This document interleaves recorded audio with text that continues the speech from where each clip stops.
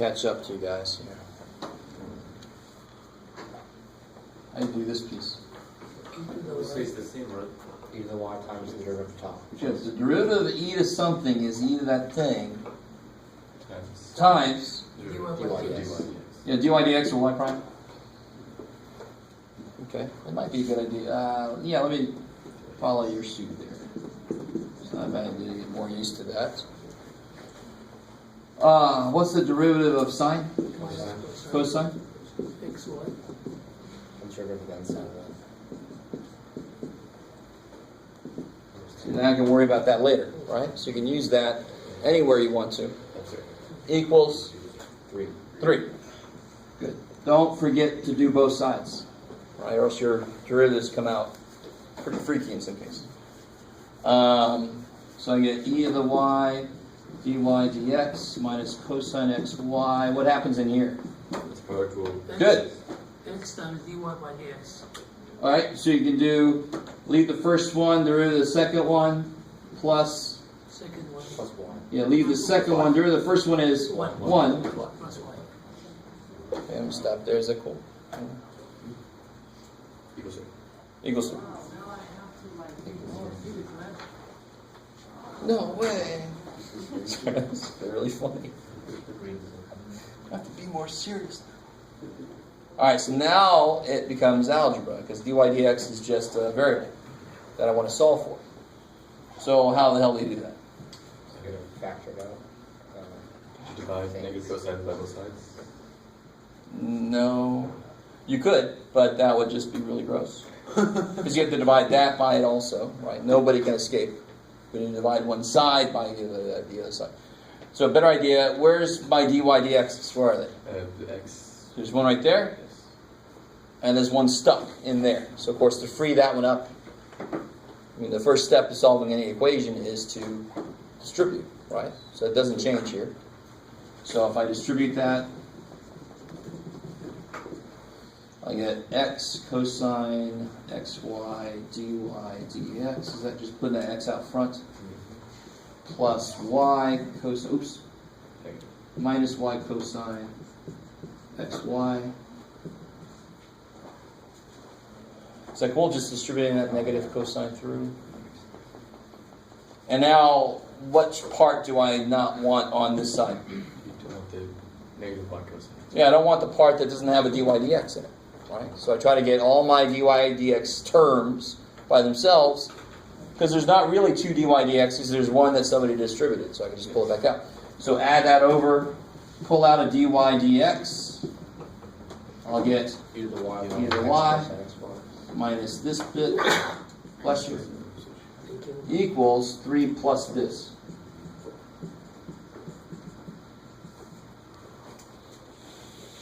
And of course, last step, Is to divide it. divide by the crap you don't want, right? So I don't want that crap. So I divide that down, and I end up with, doesn't matter, Jeff. There's nowhere in this room there. dy dx equals 3 plus y cosine xy over e to the y minus x cosine. You almost always get some kind of neat symmetry in your answer for these. Do you see what I mean? I mean, the 3 and the e to the y, but you get plus y cosine xy minus x cosine. It's kind of a nice symmetry in a way there. And can you solve this function? Can you solve this for y? No. You guys are taking too long to answer. There's no way in hell you're going to do it. There's no way you're going to solve it for y. To kill the e, you have to take an ln. But then you have an ln and a sine on top of this dude. So you have to kill those, but then you put a bunch of crap back on that dude. There's no way. Okay. Which means, what does this function look like if you graphed it? And we actually are not going to be able to do that in this class. Let me think for a second. Yeah, it's Calc 2 where you do stuff. Calc 2 or 3? Shit. It's not here. But if you did graph this, can somebody at least tell me some aspect of the graph that's captured by the fact that I cannot solve this for y? And I love that look on your face. I have no idea what you want from me, Dan. You just said I can't. But it's got to have somewhere, at least one place where it comes back on itself, right? Because if I can't solve for y, that does not represent a true function. Right? You guys with me?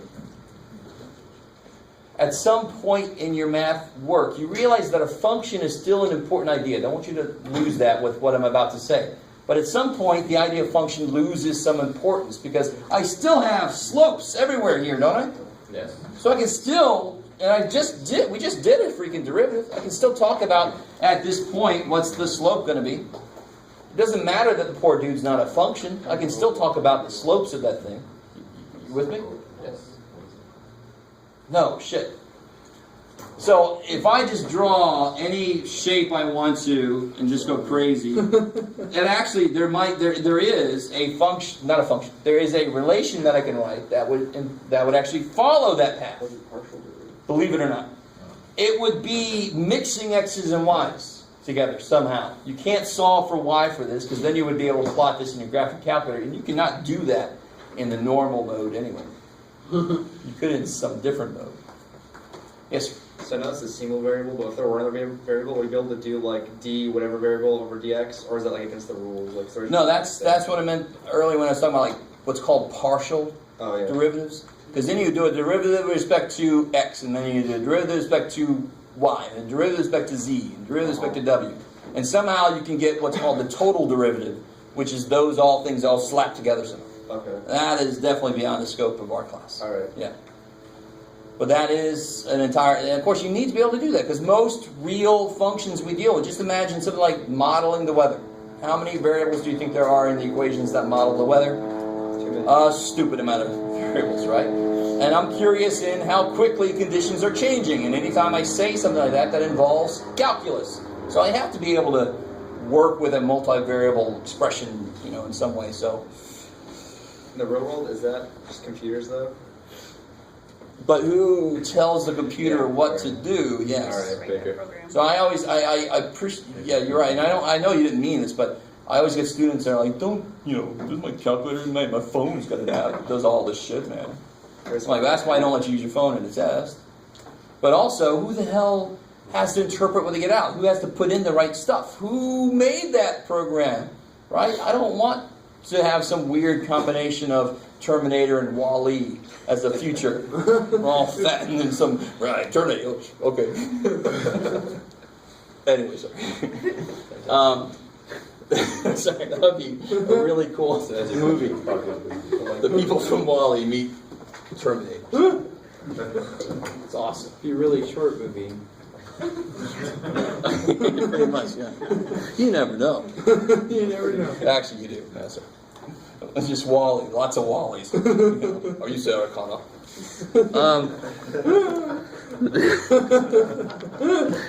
Let's see. Oh, look real quick. Page 215. Not only do the curves... I want to point out one in specifically. Look at number 32. Number 32. Page, section 3.5. Page 215. Just started after.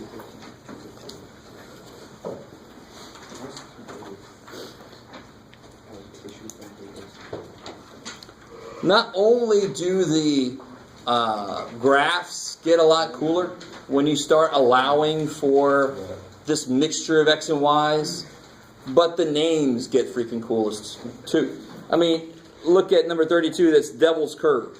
That is the actual name for that that equation. And then you have the lemniscate. You got the asteroid. You got the cardioid. Number 29. Looks like a heart, but of course somebody always turns the other way and says, looks like a butt. But it's not the buttyoid, it's the cardioid, right? Yeah. But number 32, the function...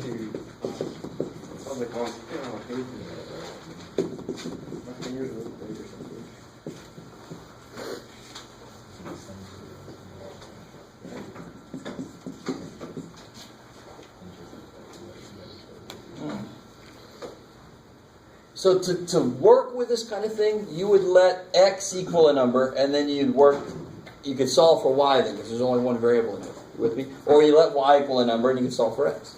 So if you let x equal 0, what happens to this side? -5. Careful. Oh, Yeah. Multiply by 0, so it's 0. So you get y squared times y squared minus 4 equals 0. So what's y equal? It's already mostly factored for us, right? So what would y equal? 0? oh, 0 and plus or minus 2. Plus or minus 2, I love it. So they just picked the -2 point. So to say at the point 0, -2, and you can kind of see where that is. Actually, they put a freaking point there. So on number 32, you can see that's at the bottom of the 8.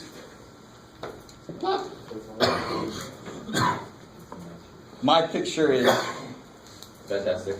was ill. I don't know what happened.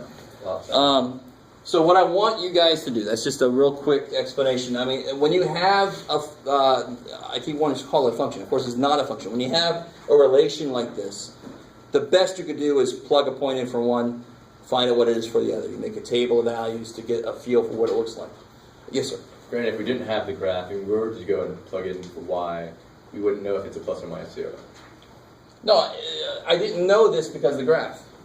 Why did we know it was plus or minus 2? Because it's the way the function is. Yeah, it's squared, so I get the both options. Yeah.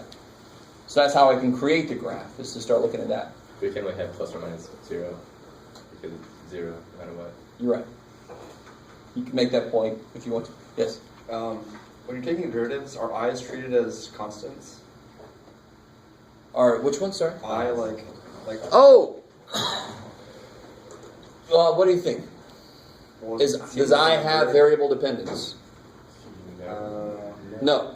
No. So yes, they would be treated as constants, but you have, at that point, you're doing interesting things to functions that have weird outputs. Okay. So, if I had a function y equals 5ix, there's a lot wrong with that setup. To tell you honestly, it's well, it's not good. Okay, so what I want you guys to do is to do this question. It says, find an equation of the tangent line to this curve at that point. Go. And I really want you to realize it's not that different from that same question we had a couple sections ago. It's really the same stuff that I need. I just get that stuff a slightly different way here.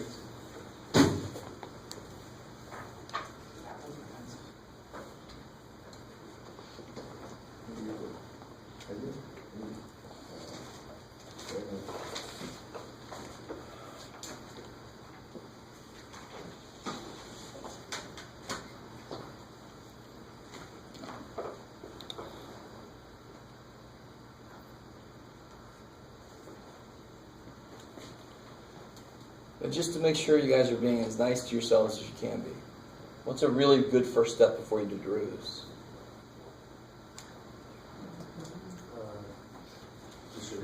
Distribute. Because right now, if you leave it like that, that's a product rule with y prime crap. No, don't do it yourself. Just distribute before you take derivatives, right?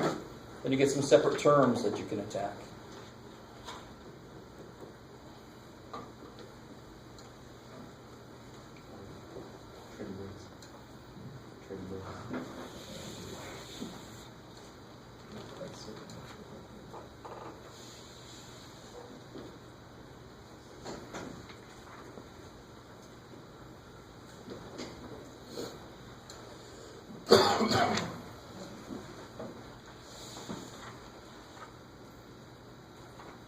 So I'll reflect x. Yes. And coming right off that question, it's always a really good question. My understanding of tangent lines exists in the realm where we've defined slope to be rise over run. So I know I want dy dx. That's the only, it doesn't say anything about what to do this in, but I know it's got to be with respect to x. Because that's what we're used to using for slope.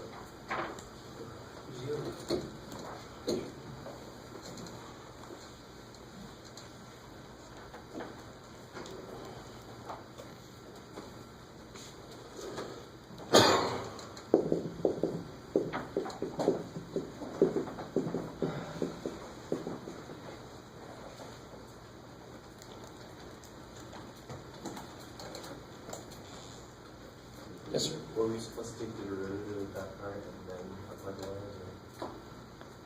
others. Sorry, do it again.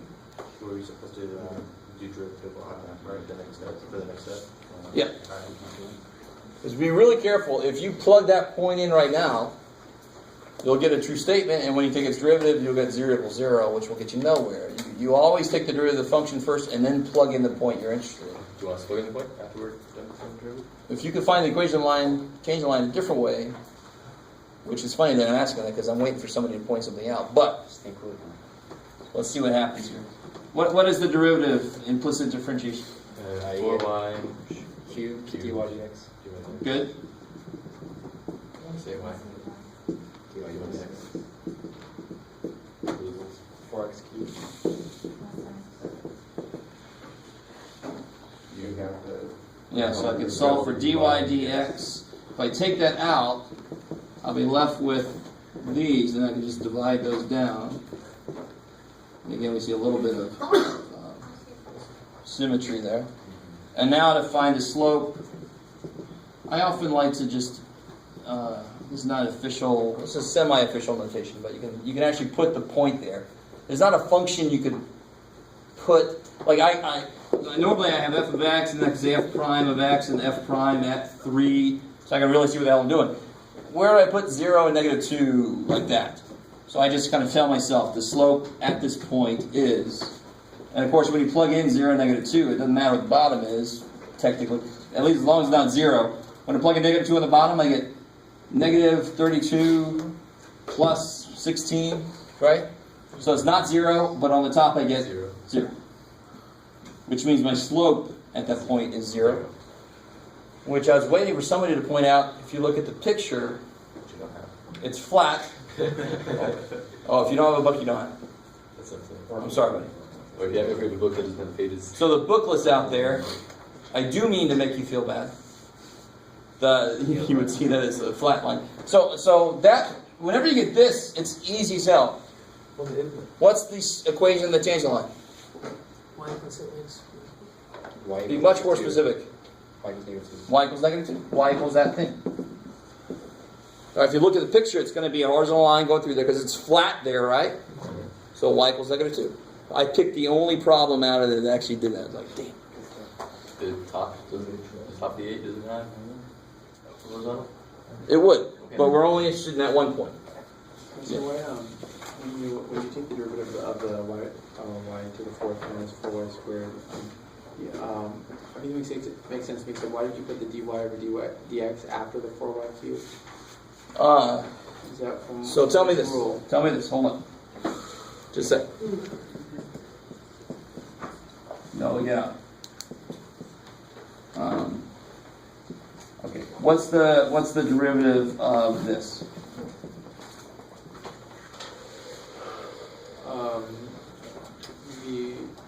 Don't overthink it. Again, something to the fourth. So what's the derivative?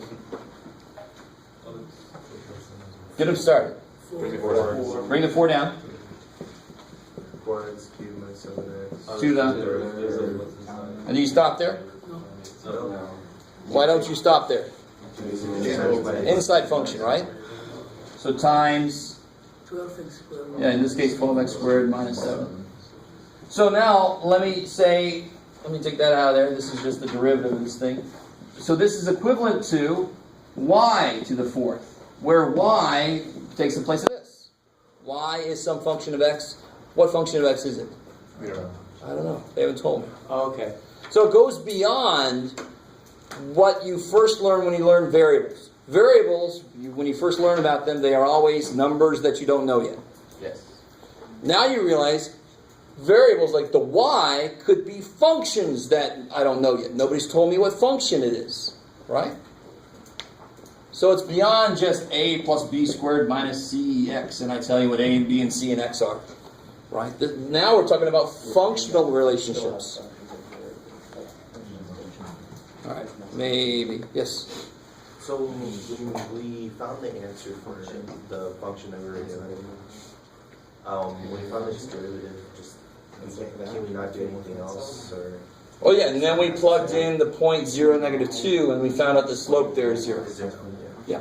And real quick, I'm sorry, I didn't really finish this.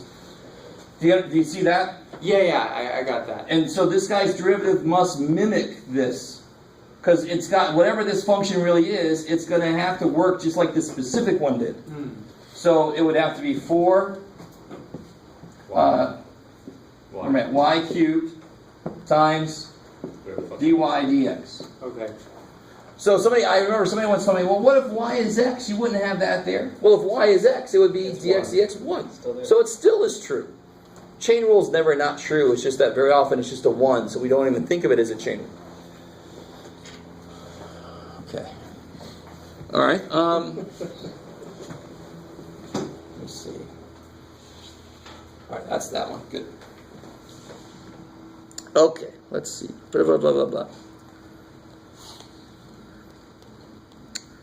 I don't know. Do you guys want to do one more of those, or do you? I want to do one more section, then we're going to let us out for the evening. Let's see what that. Let's do it. That's fine. Let's do it. This last section is actually going to be pretty quick, and I noticed that I'm actually losing my voice, so it's Drink more water. I try not to take it personally when students are rooting for my voice to go. Yes.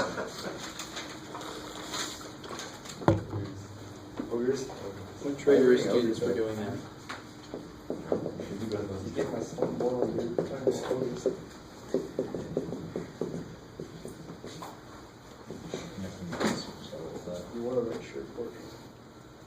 Actually, I tell you what. Let's do this.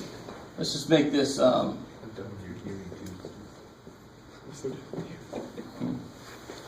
And then we'll make it more specific for LN. This is 326. Oh yes. Where b is a constant, or b is variable. B is the base. B is a constant. Oh, if I put a variable down there, that would be neat. Yeah, so we're not going to do that. Don't give me ideas. Actually, it wouldn't be evil, but it would be semi. But we don't currently have a rule for logarithms. We don't have a differentiation rule, right?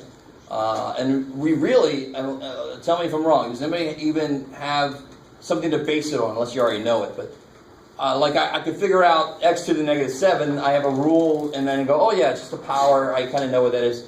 But natural log or logarithms, there's nothing that they're kind of related to except for exponentials inversely, right? So there's nothing that gives me an idea what the form of this derivative might be. So, what do I do? So there must be a reason why we've waited to do log derivatives until now. 3.6 comes immediately after 3.5. That's amazing. 3.5 was implicit differentiation. So, I had to wait till we did implicit differentiation to be able to do this. Now you guys might say to yourselves, well, f is just y. I have y as a function of x, Jeff, what the hell? But I don't have a rule for logarithm, but how can I rewrite this? B to the y equals x. I love it. B to the y equals x. Do I have a rule for something like that? So remember, what's the root of a to the x? A to the x is a to the x, ln x. ln a. So what's the root of the b to the y? B to the y, ln B to the y, ln b, dy dx. good, dy dx. Good catch. Very good catch. Without that, we got shit. Without that, I don't have dy dx anywhere. And then you just equals 1. So you guys, the derivative of anything in this form is going to be itself times the ln of the base. But the inside function is a function of x, so I have to do the chain rule, dy dx. And of course, on this side, I get 1. So now solve for dy dx, and you get what? Can you just divide? 1 over b to the y, ln b. What is b to the y? Yes, you do. Oh, It's x. So dy dx is 1 over x ln b. So let me make that a little more direct. The derivative of log base b of x is 1 over x ln b. That's it. That's it. I was trying to see if we- So, what's the derivative of ln? Isn't it just 1 over ln? X. Just L. 1 over X. Sorry. ln of e. Because what's the base?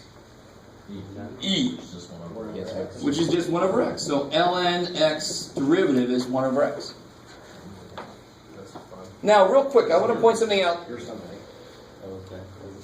Somebody told me this earlier. If I have x squared, if I do a derivative, I get 2x. 2x. If I do a derivative on that, I get X. 2. If I do a derivative on that, I get 0. 0. And of course, it's going to remain 0 forever. I don't care how many more derivatives I do. But then if I do derivative on this, what do I get? Negative 1. Negative X. What do you get? Yeah, if we want to keep it in the same pattern, negative x to the negative 2, is that cool? Yeah. Right? And then I'll keep going, something x to the negative 3, something x to the negative 4. So there's a missing link between this side of stuff, x squared, x, and the negative powers. They don't connect. Are you guys kind of with me? And I was never taught this. This is just something I realized it's a cool way to look at ln. ln x is the guy, or a log or whatever base, is the guy that connects the two. ln x is 1 over x. So that's where 1 over x kind of comes from. You guys with me? Where would x, what do I mean by that? X to the 4th would have come from a derivative of something related to x to the 5th. But where the hell does x to the negative 1 come from? If I try to undifferentiate this, it would have to come from like x to the 0, and that's not true. You kind of with me? Of course, Do you see what I'm saying? All right, maybe. So there's nothing, there was nowhere where that guy came from, but now we see, oh yeah, it comes from the derivative ln. So it kind of helps me. Now, here's a quick thing to realize about ln.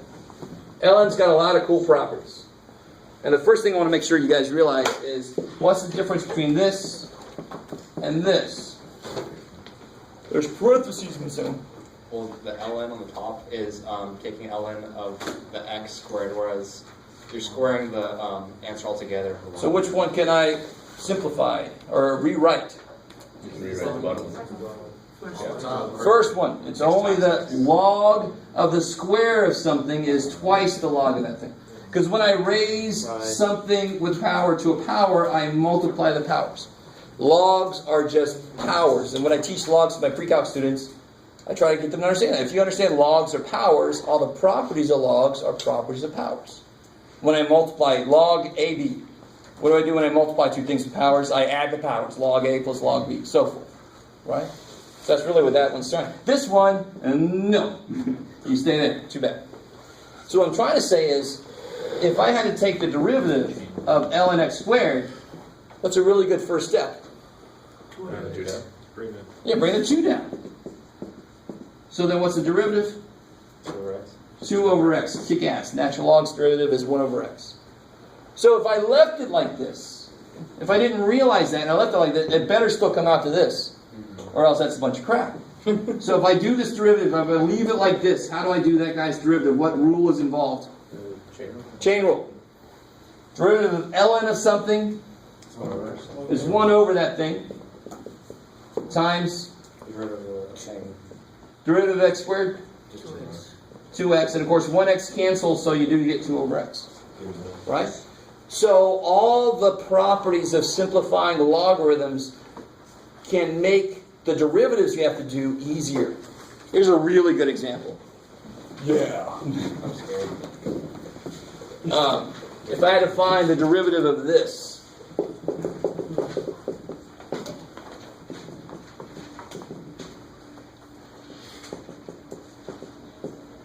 You can subtract them, I think. yeah, the log of the quotient. When you divide stuff with powers, what do you do with the powers? Subtract the powers, right? And these both have the same base because the base is L. e.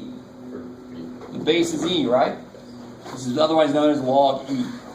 So I can rewrite this as ln of x squared minus 2x minus ln of...